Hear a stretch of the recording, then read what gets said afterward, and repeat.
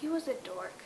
He was just goofy. He could make everybody laugh. He was an alcoholic. I just remember many times with my dad, if we were heading home somewhere, it was pretty regular to stop at a convenience store and he'd get a 6-pack or a 12-pack, and then it started to be, don't tell your mom. He was into pickups and country music and cowboy hats and cowboy boots. Home life was not the best. My parents got divorced in 2008, and it was finalized in July 2009. My parents ended up getting divorced, and I realized that it was my dad's drinking that was the main issue behind that. He would kind of not disappear from the house, but disappear within the house. He's not really great at school. The other kids in the family usually did pretty well at school, and it wasn't that hard for them. It was really hard for him. He ran into trouble with the law, and he was into drugs and drinking and all this stuff. My dad was pretty lost. He quit his job. He worked at State Farm Insurance, and it was a good paying job and all of that. So all of a sudden he was without a job. He was pretty much without his family. Some of his friends dropped out of school. He was hanging out with them a lot more. He was skipping school a lot, getting in trouble for skipping school. He was sneaking out of the house late at night. There was a week that he went around to everybody he loved and he apologized for everything.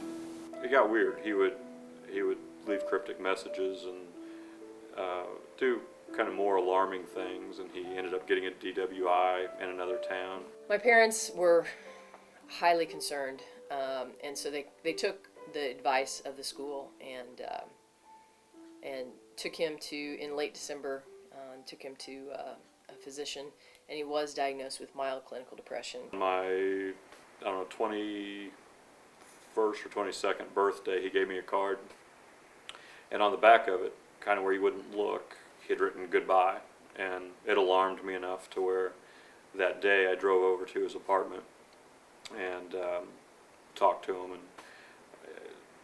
just to check if he's okay, basically. But it was just about a month after that he did commit suicide. I remember finding out, we were in my church that I grew up in, Our Lady of Lourdes, and my parents told me, and it was silent in the church, and all of a sudden you hear this wailing and this crying, and it was awful. January 11th was a Wednesday. This would have been 1995. He was going to get suspended. He was going to screw up the play on Thursday night. Oh yeah, he failed American history. I mean, there's all this stuff that came down that day. We know how he got home. We don't necessarily know exactly what he did when he left school. He never came back to school that day. The house had been trashed. Open bottle of whiskey in Michael's room. He'd put a deer rifle in his mouth and pulled the trigger at the deck at our house. It was kind of one of those things where you couldn't accept it. You're like, this amazing person is gone, and we didn't even get to say goodbye. Automatically in that moment you find out, you're like, I should have saved them. I should have helped them. I should have done everything in my power to keep them here. That was hard for the family, even though we were mad at him for alcohol and for this or that. Still have to come to grips with an important person in your life, took their life, and that was difficult. If I could change it, I would. If there's anything I could do to change it, I would. Who kills themselves? It really doesn't discriminate. It's not about socioeconomic or race or family situation. It can happen to anyone. If someone's physically ill or physically injured, people kind of forgive that type of, oh, they can't come to work today or this or that. But when someone's just down and depressed, I think people sometimes have a tendency to think, oh, just suck it up, you'll be all right.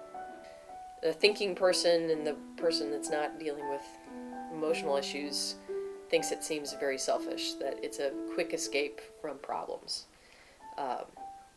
In most cases, they feel like they're doing people a favor, and they're doing it out of love. When people do it at age 17, 18, 19, as an adult, I think there's so much. If you can go a month or two or three and get past that immediate sense of despair, of hopelessness, there's there is so much to live for, so much potential for great times. It definitely starts with education. If we want to start saving lives now, we have to be educated now. And the biggest population that we can defend is the teenage population. We're like sponges. We take in so much information a day. If we read about suicide, if we are taught about it, we can learn how to change so many lives and how to save so many as well. Knowing people and caring about them, listening to them. Teenagers can be really, really cruel to each other. Kind of a collective responsibility to each other. Instead of being so cruel, consciously choosing as a community, as teenagers, to be more compassionate.